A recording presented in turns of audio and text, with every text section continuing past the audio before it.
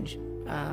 He is committed of his own level of service, and that will remain. In the hushed, blue-gray stillness of a Windsor dawn, as the first light traced the outlines of the ancient battlements and the dewy lawns lay pristine and untouched, something extraordinary and meticulously planned was unfolding behind the gilded doors of the royal apartments. A royal decree, sudden, silent, and utterly stunning in its implications, had been issued. King Charles III had bestowed the prestigious title of Knight Grand Cross of the Royal Victorian Order, GCVO, upon Princess Anne's husband, Sir Timothy Laurence. The announcement, however, raised more questions than it answered, sending ripples of intrigue through the corridors of power. Why now, after over 3 decades of marriage and steadfast service, was this honor conferred? Was it a long-overdue gesture of gratitude for a lifetime of quiet duty?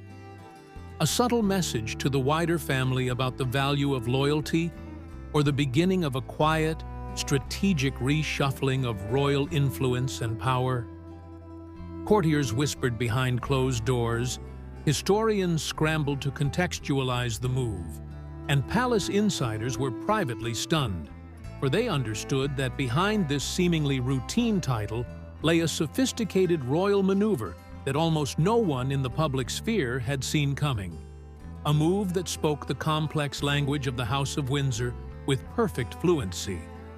For decades, Sir Timothy Laurence has existed in the soft, carefully managed margins of Britain's royal world. A figure ever-present, steadfast, and yet masterfully invisible. His name rarely, if ever, appears in sensational headlines. His voice is seldom heard beyond the fortified palace walls. He is not a prince by title, nor a man of public spectacle or dramatic pronouncements. However, for those who have closely watched the intricate ballet of the royal family, this very silence is telling.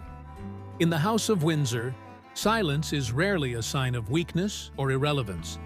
It is often a deliberate and powerful strategy, a chosen armor, and Sir Timothy has proven to be its undisputed master. Born in 1955, Laurence built his life not on inherited glamour or privilege, but on the bedrock of discipline and service. A career naval officer, the vast, disciplined sea shaped his path, teaching him to be calm and unflappable on the surface while remaining deeply controlled and strategic beneath. He graduated from the University of Durham, underwent rigorous training, and climbed through the Royal Navy's ranks with a quiet, unassuming distinction that earned him respect without demanding fame.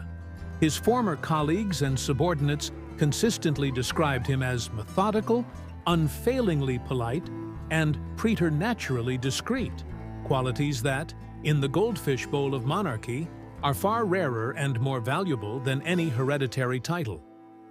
In the 1980s, his steady course crossed irrevocably with destiny when he was appointed as an equerry to Queen Elizabeth II, thus becoming a crucial cog in the inner, well-oiled machinery of the royal household. In this role, he organized complex schedules, accompanied the sovereign on countless engagements, and, most importantly, learned to navigate the delicate, often treacherous balance between unwavering service and absolute secrecy.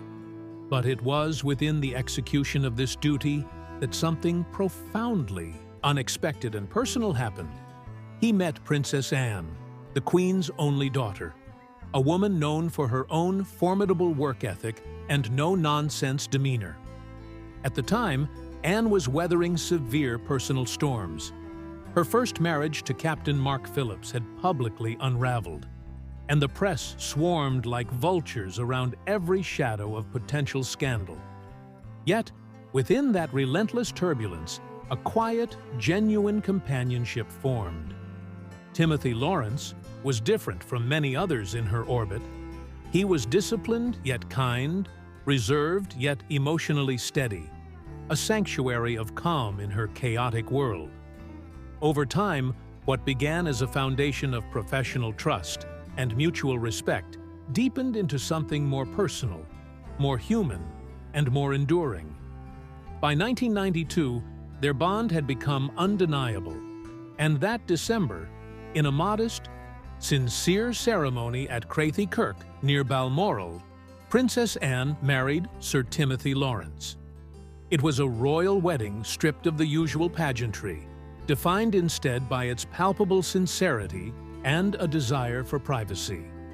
But, unlike many others who have entered the royal circle through marriage, he received no dukedom, no princely honors, and no sprawling official role. He became, simply, her husband, a man without a crown or significant courtly rank, often standing 2 respectful steps behind her in public, yet always, unequivocally, beside her in life. And that is precisely where he remained, a constant through decades of state occasions, arduous foreign tours, somber funerals, and private family crises. Sir Timothy was always there, not as the center of attention, but as the steady, reliable presence behind it. His loyalty quiet but utterly unwavering, his composure seemingly unbreakable.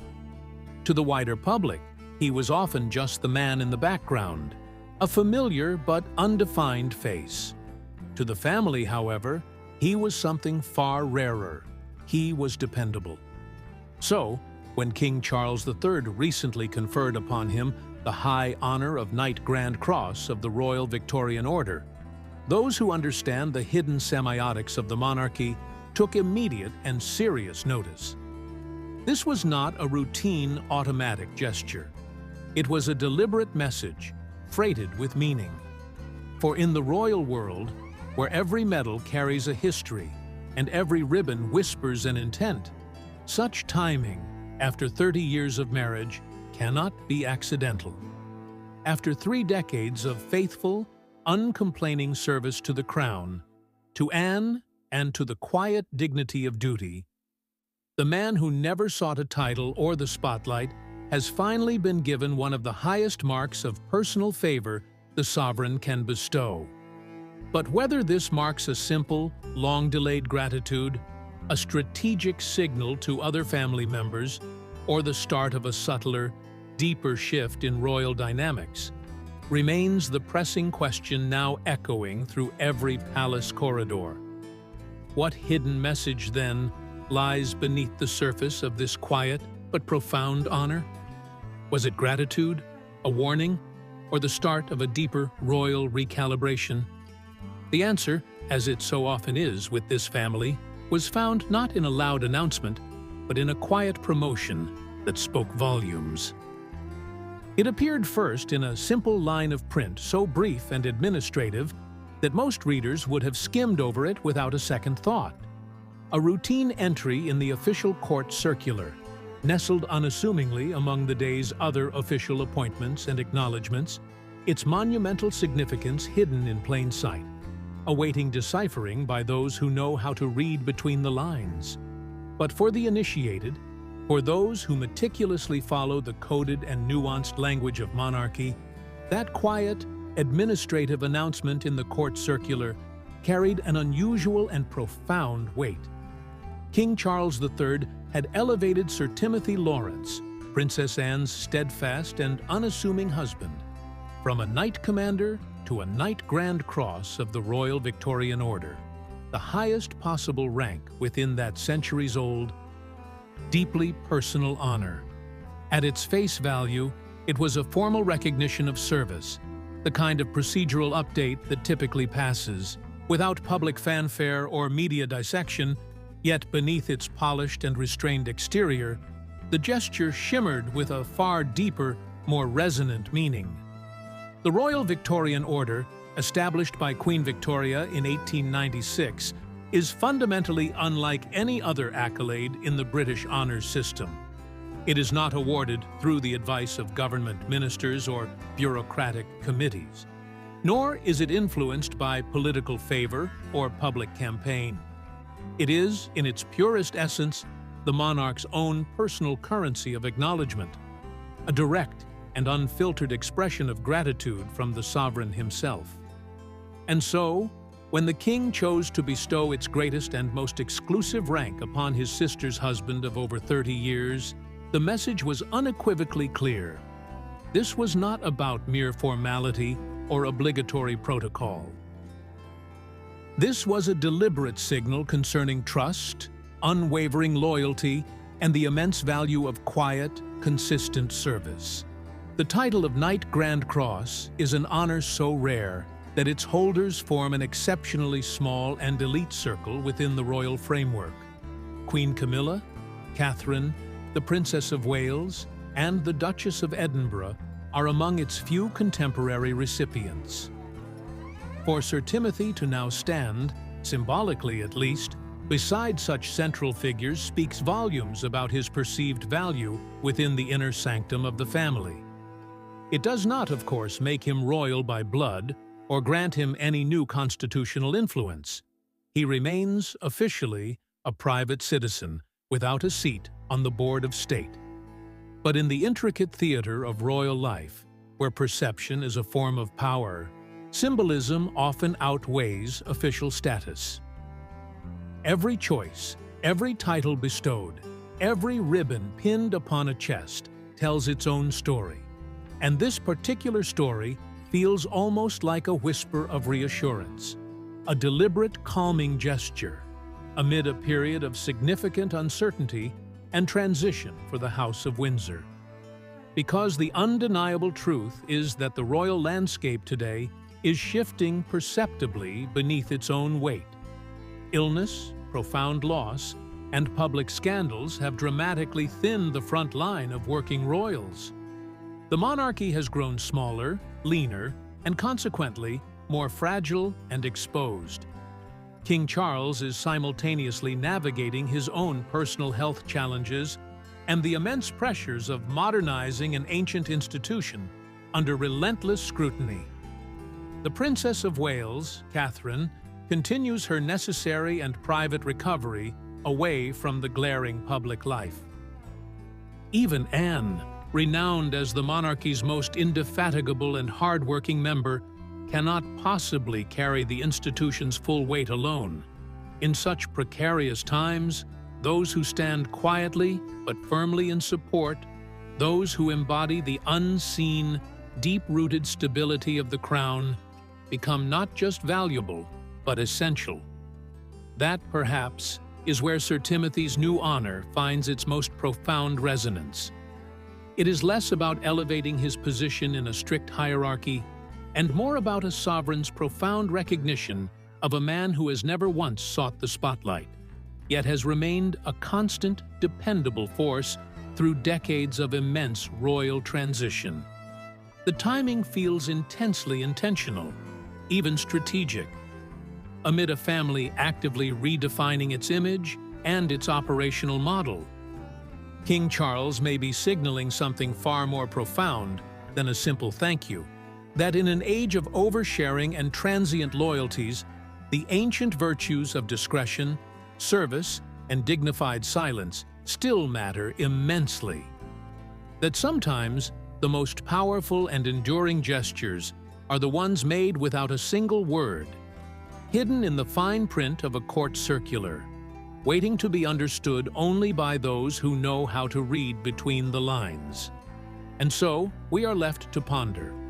What could this quiet, almost invisible gesture really signify? A mere reward for long-term loyalty, or a carefully coded message from the king himself about the qualities he values most as he steers the monarchy into an uncertain future? Stay with us, for this was the gesture that spoke profoundly, without uttering a single word. Among the ever-shrinking circle of senior royals, few individuals embody the quiet, unyielding dignity of service more completely than Sir Timothy Laurence. For years, he has existed on the periphery of public notice, a man rarely quoted in the press or interviewed on television, yet one who is always, unfailingly present when duty demands it. His influence does not emanate from a grand title or an official position. but from the calm, imperturbable steadiness he brings to precisely those moments when the monarchy needs it most. During the somber, history-laden funerals of Queen Elizabeth II and Prince Philip, his composure became a symbol in itself. He walked beside a grieving Princess Anne with unwavering poise, a silent, sturdy anchor amid the global storm of public grief and scrutiny. There were no grand, dramatic gestures, no carefully prepared words for the cameras, only the firm, self-controlled bearing of a man who understands, at the most fundamental level, that true leadership within the royal family often means the exercise of profound restraint. When younger royals visibly struggled with the weight of their emotion, he was there to offer quiet, unobtrusive comfort. When complex protocol risked fraying under the immense strain of history, he maintained it with natural elegance and an officer's discipline. In those critical, defining moments, he represented the very image the crown strives tirelessly to preserve: stability without spectacle, duty without ostentatious display. It is against this rich and telling backdrop that King Charles III's decision to elevate Sir Timothy takes on its greater, more strategic weight. On paper, the honor is a formal recognition, the highest distinction of an order typically granted to those who have provided exceptional personal service to the monarch. But in the intricate, shadowed world of royal symbolism, where every act is a potential statement, especially one as personal as this, the gesture carries a far deeper meaning. Unlike state honors, which are recommended by ministers and shaped by political considerations, the Royal Victorian Order is entirely the sovereign's own choice, a private message written in the ancient language of ceremony and ribbon. And in this specific case, that message seems to say, with clarity and conviction, that constancy itself deserves to be seen and celebrated.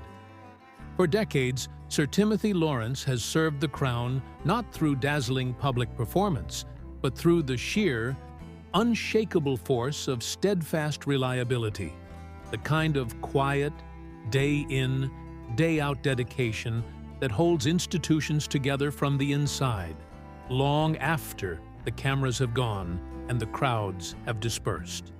There is also, perhaps, something far more intimate and personal woven into the fabric of this official act. Sir Timothy is not merely the king's subject, but his brother-in-law, a relationship that stretches back through decades of shared obligation, private family moments, and a mutually understood silent endurance. They are two men bound by the unique dual cords of family and service, each carrying the distinct imprint of a military upbringing, a shared language of precision, discipline, and a philosophy of strength demonstrated through composure rather than declaration. Yet, their positions within the royal ecosystem could not be more different. Charles, the sovereign, perpetually at the visible, luminous center of constitutional power and global scrutiny. Sir Timothy, always standing a few respectful, deliberate steps behind, in the supportive shadow where his work is most effective. So, when the king personally bestowed upon him the Grand Cross, it may have transcended the boundaries of a mere state ceremony. It may have been a reflection of a deep, shared understanding between two men who have witnessed the same pressures from different vantage points. An acknowledgement that true service is not always about issuing commands from the front, but about possessing the profound inner discipline to remain steadfast and reliable, while others might understandably falter. The honor itself was not unveiled during a grand investiture, or a glittering state banquet. It appeared alone, in a stark line of text, without context or accompaniment, a gesture deliberate in its silence. And it is precisely within that cultivated stillness that the true intrigue lies. But why now? What prompted this specific moment? This subtle yet powerfully resonant nod from the monarch to the man who has constructed his entire life upon the foundations of loyalty and restraint. For those who dedicate themselves to following the intricate, often cryptic patterns of royal behavior, King Charles III's decision to elevate Sir Timothy Laurence to Knight Grand Cross of the Royal Victorian Order has sparked far more questions than it has provided answers. To the casual public observer, it may appear as a simple, albeit belated act of recognition for long service. But in the meticulously coded world of the monarchy, where what is left unsaid often speaks louder than the most elaborate ceremony, the elements of timing, motive, and layered meaning matter deeply. One interpretation that is gaining quiet traction among seasoned royal observers is that this gesture carries an undercurrent of urgency, that King Charles, while navigating his own significant health challenges and the natural uncertainties that accompany every reign, may be ensuring that those who have served with unblemished loyalty are properly and personally recognized, while he still unequivocally holds the power to bestow such honors himself. The Royal Victorian Order, after all, is one of the very few distinctions that lies solely within the monarch's personal discretion. A gift from the sovereign alone, drawn from a well of genuine gratitude rather than political obligation or ministerial advice. Yet another, broader reading of the situation paints a picture that touches upon the very foundation and future of the modern monarchy. As unverified whispers of potential abdication models circulate in foreign press, and as roles shift and duties grow impossibly heavier for the shrinking number of senior royals who remain, Charles seems intent on reinforcing the moral and ethical architecture of his court. The honor bestowed upon Sir Timothy, therefore, may not simply celebrate individual service. It may stand as a potent symbolic statement of core values, a reminder that in a modern world obsessed with visibility, personal branding, and loud declarations, the Crown still treasures and will formally reward those who serve with old-fashioned humility and strategic silence.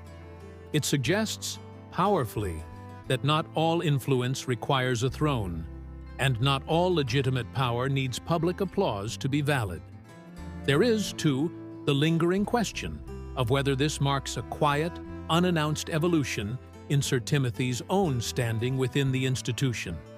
Could the Grand Cross be the precursor to, or the justification for, a more visibly defined role beside Princess Anne, perhaps appearing with greater frequency at occasions where senior, steady presence carries significant symbolic weight?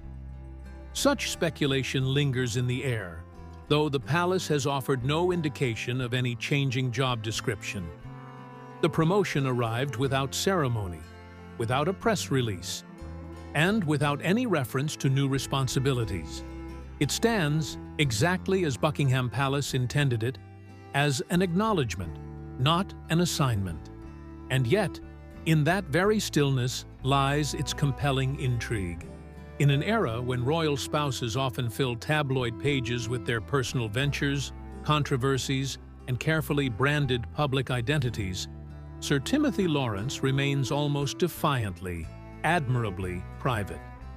There are no television memoirs, no podcast revelations, no whispered leaks to favored journalists, no reimagined narratives for public consumption. His steadfast refusal to perform for the public gaze has become, in itself, a quiet form of rebellion against the modern cult of personality, one that commands a deep respect, far more enduring than fleeting headlines. That is perhaps why this honor feels more profound than its formalistic title suggests. In recognizing him now, King Charles may be sending a message not only to his immediate family, but to the watching nation, that quiet service still matters profoundly, that loyalty unspoken can ultimately be a more powerful and stabilizing force than loyalty perpetually proclaimed, And in the silent, unadorned text of the court circular where this promotion first appeared, a fundamental truth about the monarchy reveals itself, that even the smallest, most silent of gestures, when made at precisely the right time and with deliberate intent, can subtly shift the rhythm and underscore the values of the ongoing royal story. And now, the final compelling question remains. Could this silent, potent gesture from King Charles be more than an honor? Could it, in fact, be a carefully coded signal about who truly holds influence within the royal circle, not by title or birthright, but by the quiet, unwavering weight of their character? Stay glued, for the man who speaks through silence, Sir Timothy Laurence, has always seemed like a figure anachronistically born out of another, sterner era, an era when silence was considered a form of strength, and service was something proven through action, not performed for an audience. His entire manner, from his measured gait to his reserved expression, resists the very idea of spectacle. In a royal world now irrevocably shaped by global attention, viral moments, and relentless microscopic scrutiny, his calm, deliberate invisibility feels almost radical. He stands apart not by aggressively stepping forward into the limelight, but by consciously, consistently choosing to stay still in the background. And in that quiet, unwavering resistance to the demands of the modern media age, he has become something increasingly rare. A living, breathing echo of the monarchy's old, unwritten code, that duty is, fundamentally, what you do, not what you claim or advertise. This, perhaps, is the core reason why King Charles III's recent decision to honor him carries such significant weight. Because in celebrating Sir Timothy, the king is doing far more than awarding a title. He is honoring an entire philosophy of service.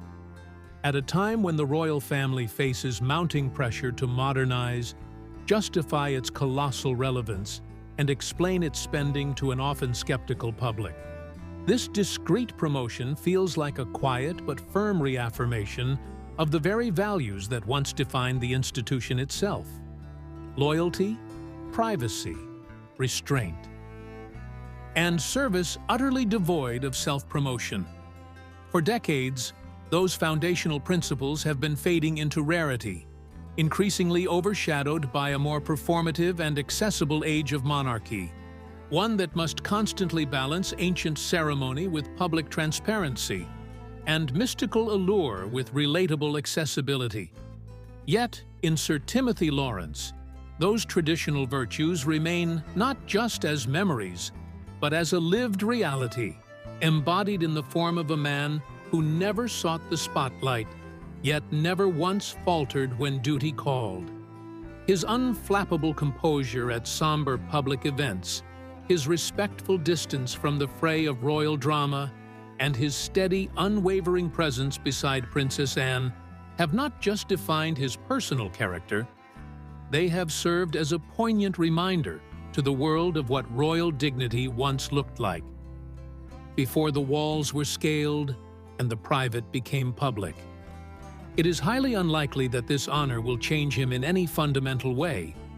Sir Timothy will not suddenly begin issuing personal statements, nor will he ambitiously step into the realm of public advocacy or carefully curated personal branding. He will continue, as he always has, walking a half-step beside Princess Anne, slightly behind her, his hands clasped neatly behind his back, his eyes focused ahead on the task at hand. But from now on, when he does, he will carry a new ribbon across his chest, a subtle, shining emblem of royal recognition that speaks volumes about his value to the institution, even when he himself does not utter a single word. And therein lies the deeper, more enduring power of this moment in the long, unfolding story of the British monarchy. Such gestures may appear small and administrative from the outside, a title here, a medal there. But together, they form the quiet, cumulative architecture of legacy. They reveal, to those who know how to look, who is truly valued within the system and, more importantly, why. They remind us that not all influence is loud, and not all loyalty needs to be publicly seen to be profoundly felt. King Charles's gesture towards Sir Timothy Laurence, then, is both deeply personal and broadly symbolic. A silent salute to the kind of service that doesn't seek applause, but earns unshakable respect through decades of quiet endurance. It tells us something critical about where the king's own priorities lie, and about the kind of strength he believes the monarchy must now protect and champion above all else. Because in an age where the loudest voices often dominate the royal stage, the crown has found one of its most enduring and powerful symbols in a man who speaks still and most eloquently through his silence. But what could this quiet elevation truly signify? A signal of shifting power within the palace, or a final gracious bow to loyalty itself? It is a ribbon that speaks without words. When King Charles III conferred upon Sir Timothy Laurence the title of Knight Grand Cross of the Royal Victorian Order, the gesture carried more than just symbolic weight. It came with a physical, tangible emblem of that honor, a piece of regalia steeped in royal history and profound meaning. For a man whose entire life has been defined by quiet, unassuming service, this new insignia is not simply an ornamental accessory. It is a statement, a subtle but unmistakable visual acknowledgement of rank, trust, and proximity to the crown itself. The insignia of a Knight Grand Cross is as striking in its design as it is rare in its bestowal. It consists of two key elements, a sash badge and a breast star. The sash, a wide blue and red ribbon worn diagonally from the shoulder to the opposite hip, bears the central emblem of the order, a Maltese cross with a portrait of Queen Victoria at its center. The breast star, a magnificent silver 8-pointed decoration, is worn on the left side of the chest, its center bearing the same royal cipher.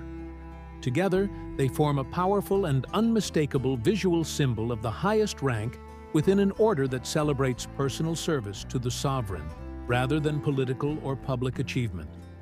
In the intricate world of royal honors, few accolades carry such intimate personal weight from the monarch.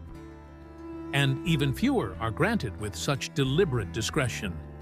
There is now informed speculation that the world may soon see Sir Timothy wearing his new insignia for the very first time at a major upcoming event, the anticipated state visit of the U.S. President to Windsor Castle. Such a grand, globally televised occasion would offer an elegant and fitting backdrop for the newly bestowed honor to make its quiet but definitive debut. For the man who has spent decades walking a respectful distance behind Princess Anne, it would be a rare, dignified moment of visibility on the world stage, signaling not a sudden surge of ambition, but a recognition formally earned through a lifetime of steadfast devotion. What makes this moment even more telling is its strategic timing. The decision to grant the honor was finalized during the royal family's traditional summer retreat at Balmoral, a period when public engagements slow to a trickle and the Windsors withdraw from the spotlight to be private citizens and a family. While others escaped to Balmoral's sweeping hills for respite and relaxation, the king used that quieter, more reflective space to make a deeply personal gesture of institutional significance. It was in this hushed window of royal calm that the court circular, the understated daily official record of royal activity, noted the event with characteristic brevity. Vice Admiral Sir Timothy Laurence was formally invested with the insignia of a Knight Grand Cross of the Royal Victorian Order. No fanfare, no press release, just a simple line of text that, for those who understand its language, contained a universe of meaning about value, virtue, and the quiet power of a man who has never needed to raise his voice to be heard. There was no press coverage to mark the moment, no ceremonial broadcast for the public to witness, no orchestrated applause from a gathered audience, just a quiet, profound act of royal recognition, perfectly in keeping with the character of both the man being honored and the honor itself. The Royal Victorian Order has always existed to reward private service, the unseen daily acts of loyalty and competence that uphold the immense weight of the monarchy from behind the scenes, far from the public eye. Sir Timothy's investiture reflects this very spirit in its purest form, a moment of direct acknowledgement from a king to a man who has supported both the institution and his sister, the Princess Royal, with unwavering discretion for over 3 decades. It was not designed as a grand spectacle for public consumption, nor was it ever meant to be. Instead, it was a quiet reaffirmation of values, a ribbon and a star that tell a complex story without uttering a single word, honoring a lifetime built on the trinity of service, silence, and the kind of unshakable loyalty that does not demand to be seen, yet profoundly deserves to be remembered and revered by the one person whose opinion truly matters in this realm. What hidden message lies behind King Charles's silent gesture? It is a private act that, in its very restraint, speaks louder than any florid royal proclamation could ever dare. Keep watching the quiet admiral who earned the king's highest honor. When the news broke that King Charles had personally elevated Sir Timothy Laurence to one of the most distinguished ranks within the Royal Victorian Order, the world witnessed none of the usual grand royal spectacle. There were no flashing cameras or cheering crowds, just the quiet, resonant hum of a moment heavy with unspoken meaning. For those who have learned to decipher the royal family's intricate, often silent rhythms, this was always more than a title. It was a signal. Subtle, yes, but immensely powerful, regarding loyalty, endurance, and an unspoken royal trust that has been carefully built and proven across decades. At 70, Sir Timothy has long been the steady, reliable hand in the background, the figure whose calm composure often went deliberately unnoticed beside the glitter and pageantry of royal life. A vice admiral in the Royal Navy, his career had already been one of remarkable achievement, marked by discipline, precision, and silent service to the nation. Yet his life took a profound and permanent turn in 1992 when he married Princess Anne, following her divorce from Captain Mark Phillips. It was a union founded not on public grandeur, but on a foundation of quiet strength. 2 individuals bound by a shared, deeply ingrained devotion to duty and an instinctive mutual dislike for unnecessary spectacle. From that moment forward, Sir Timothy stepped into a world where the spotlight often burns with unforgiving intensity. Yet he consciously and consistently chose a path defined by composure and restraint. While others in the system sometimes sought attention, he mastered the rare art of presence without noise. At public events, he was never the centerpiece, but his unwavering, supportive presence beside Princess Anne was always unmistakable, a stabilizing force. Whether walking beside her at solemn military ceremonies, engaging in charity functions, or attending high-stakes state occasions, his very posture spoke volumes, revealing a man deeply content with a sense of purpose that required no public praise. So, when King Charles decided to honor him with the insignia of a Knight Grand Cross of the Royal Victorian Order, it was a deeply personal gesture from one man to another. The recognition wasn't announced with grandeur or fanfare. It was recorded quietly in the court circular, the understated daily diary of royal engagements.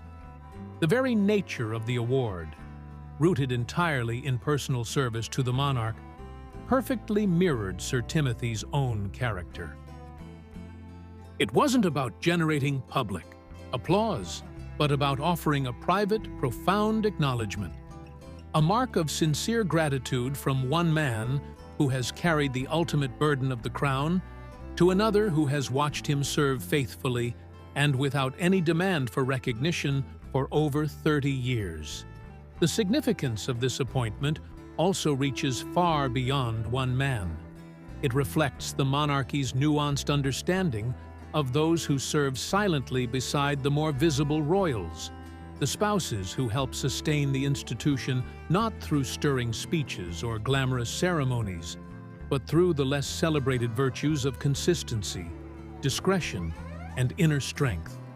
Sir Timothy's elevation represents that invisible backbone of the modern monarchy, the kind of loyalty that keeps its public image steady and dignified, even in the most turbulent of times. And now, as he prepares to wear the physical insignia of his new honor, the broad sash draped across the shoulder, the gleaming star positioned over the heart, the symbolism is unmistakable. This is not a medal given for public admiration, but a visible, tangible reflection of decades of quiet, internal service. A new, external mark of trust from the king himself, one that subtly transforms the man long content in the background into a silent yet powerful emblem of royal devotion. So, could a hidden message lie beneath this quiet elevation? Is it merely loyalty rewarded, or a subtle reshaping of royal influence unfolding before our eyes? This is the hidden power behind the crown. Within the grand, complex machinery of the monarchy, real power and influence don't always announce themselves with trumpets or golden carriages. Sometimes, they move with a quiet force through the channels of loyalty, endurance, and a lifetime of service, performed steadfastly away from the glaring lens of cameras. And that is precisely what King Charles III has chosen to recognize in his brother-in-law, Vice Admiral Sir Timothy Laurence, whose recent elevation to Knight Grand Cross of the Royal Victorian Order carries a depth of strategic and symbolic meaning far greater than its ceremonial appearance might suggest. This was not just an honor, it was a statement of principle, a testament to the enduring power of the quiet man.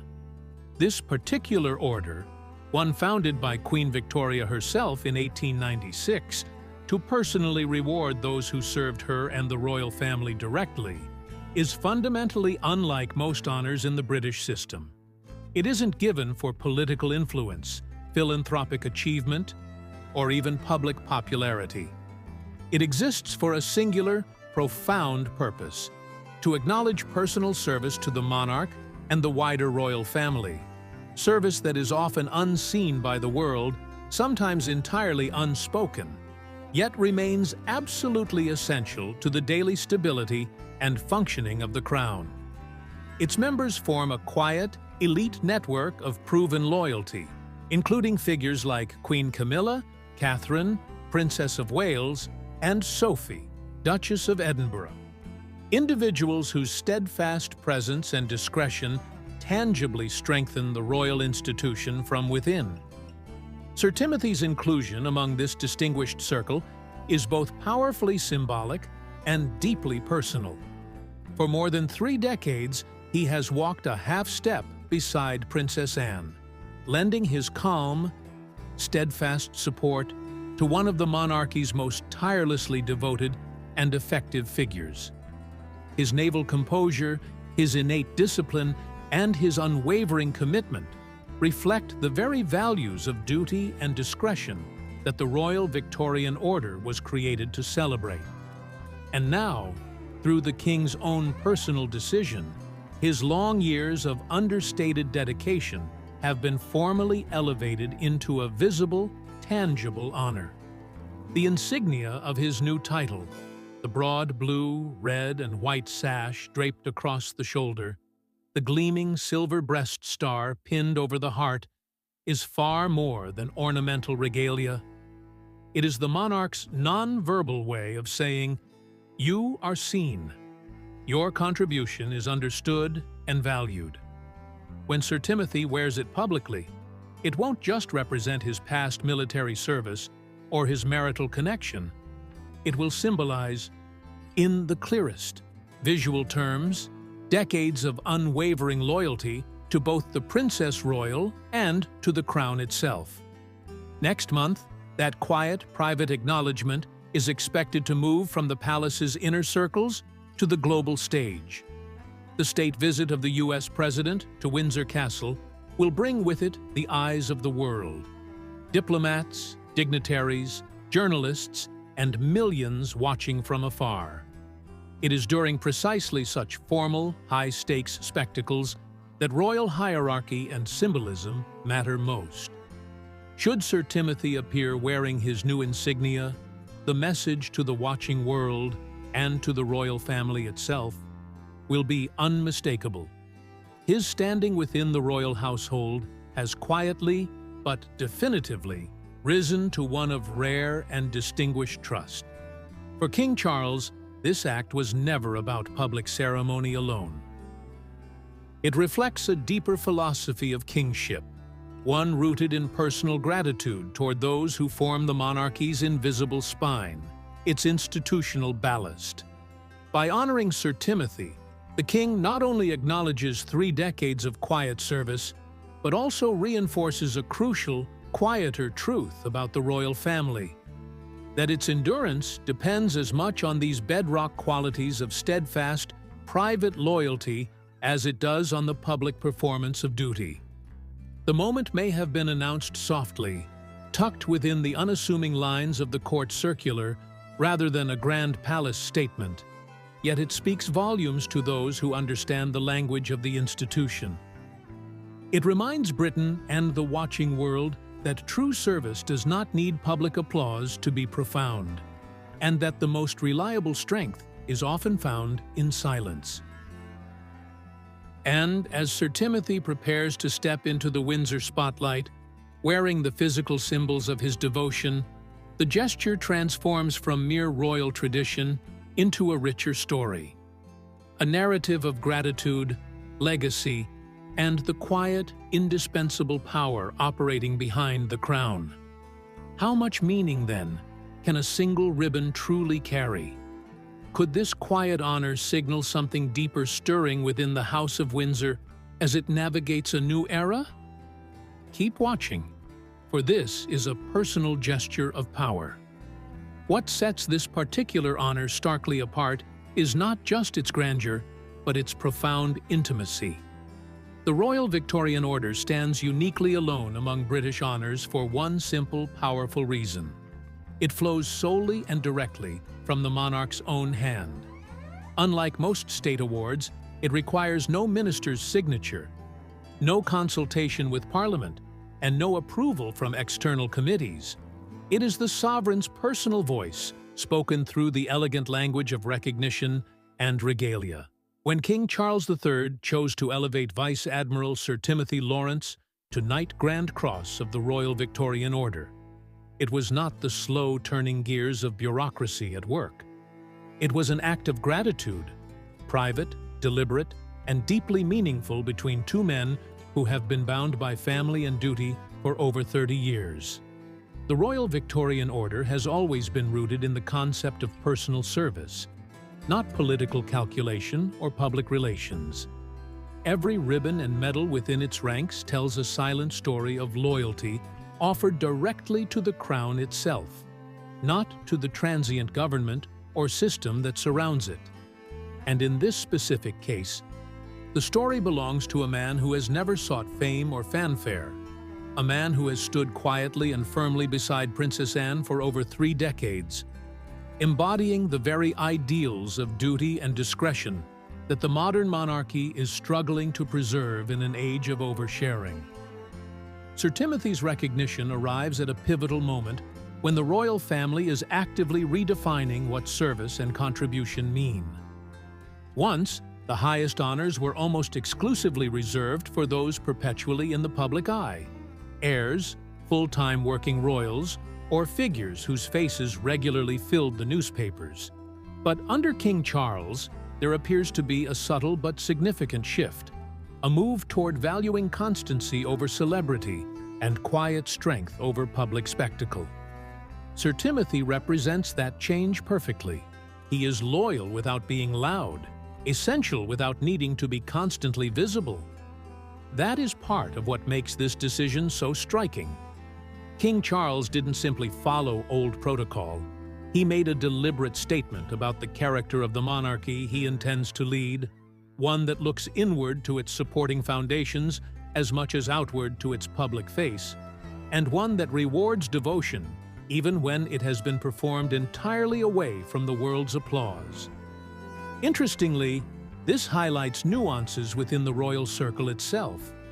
Catherine, Princess of Wales, is herself a Dame Grand Cross of the Royal Victorian Order, a title bestowed by the late Queen Elizabeth II in recognition of her dedicated service. Yet her husband, Prince William, as the heir to the throne, does not hold the same honor. He instead serves as a royal knight companion of the most noble Order of the Garter, the United Kingdom's most ancient and senior order of chivalry. In contrast, the Victorian Order operates in a quieter, more personal realm, a realm of direct trust between monarch and servant, sovereign and confidant. That very contrast tells its own story. It shows how the monarchy, often perceived as rigid and hierarchical, still possesses the flexibility to personally celebrate those who embody its most human and enduring values: loyalty, discipline, and faithfulness. And so, in raising Sir Timothy to one of the highest ranks within his personal order, King Charles has not merely awarded a title. He has made a powerful statement about what truly matters in his reign. Not the grandeur of power, but the grace of service, rendered without expectation. It's a reminder that in a world obsessed with visibility and noise, some of the most powerful and stabilizing gestures remain unseen, carried not by the loudest voices, but by the quiet, unwavering strength of those who simply and faithfully keep standing beside the crown. But could this quiet elevation signal more than gratitude? Perhaps it reveals a hidden shift in how King Charles himself defines power and influence within the modern monarchy.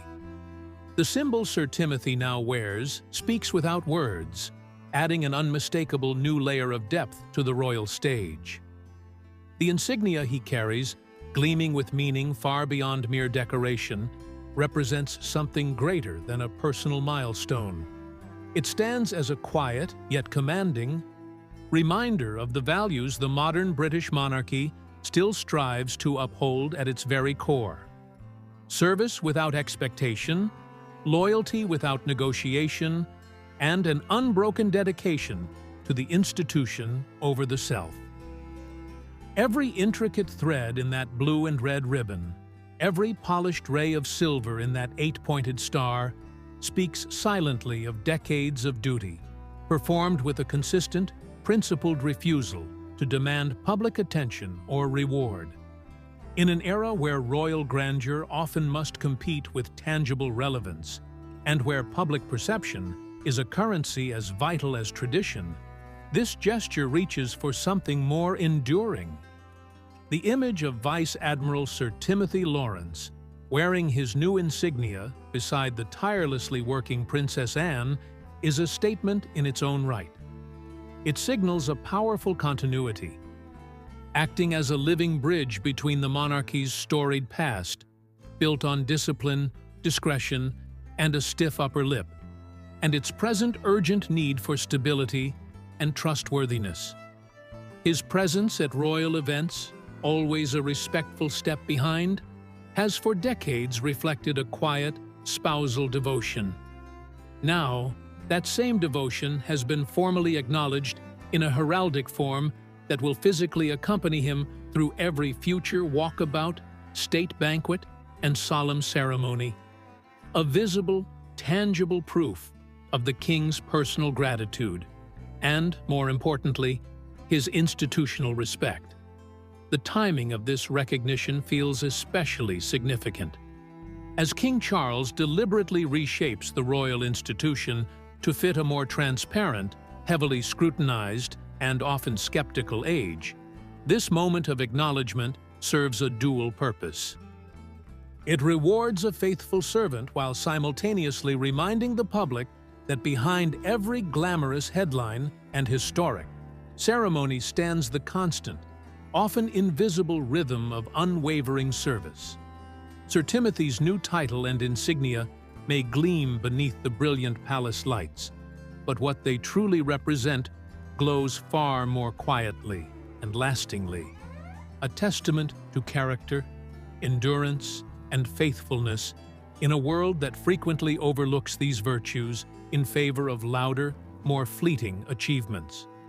It is, in many ways, the kind of quintessentially royal gesture that speaks softly yet resonates deeply within the foundations of the institution. It is a symbol not just of rank, but of the very values that allow the crown to stand firm through the relentless passage of time, through scandal, change, and uncertainty. By honoring the quiet admiral, the king has not just decorated a man, he has championed a principle. So, what does this quiet, powerful gesture from King Charles truly reveal about the monarchy's future and those guarding its legacy? It suggests a reign that seeks to draw strength not from popularity alone, but from integrity. It hints at a sovereign who values the ballast more than the sail, understanding that for the ship of state to navigate turbulent waters, it needs those who provide steady weight in the hold, not just those who wave from the deck. It proclaims that in the court of King Charles III, the highest currency is not visibility, but constancy. What do you think? Does this mark a strategic return to core values, or is it a nuanced power play aimed at reinforcing a specific model of service? Share your thoughts in the comments below. Don't forget to like, share, and subscribe for more royal revelations. Thank you for watching.